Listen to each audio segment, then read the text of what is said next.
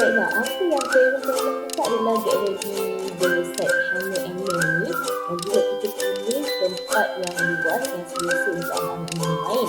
Dan yang kedua, apa yang parent boleh lakukan juga, kita boleh buat aktiviti. Contoh, kita minta anak-anak kita untuk choose spesifik warna dan tanya apa warna yang mereka suka.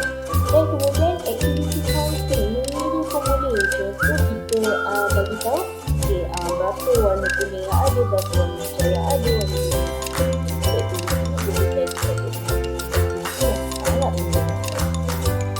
okey, baiklah. Apa yang parent perlu lakukan adalah get ready the set Hana and Mary, dan juga kita pilih tempat yang luas yang selesa untuk anak-anak bermain.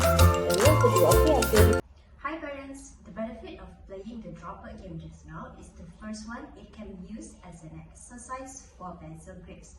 As you can see just now, we hold pencil like this, which is called as tripod grasp, and it is the same way as we hold the dropper, but in a very fun way.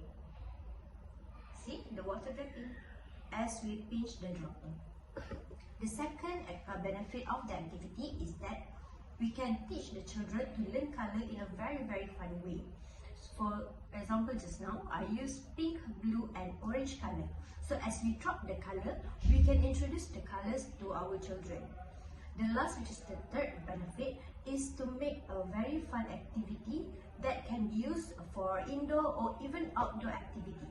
So I hope you enjoy the activity with your children and have fun trying. The suitable to play this game is around 2.5 years old with supervision of adult.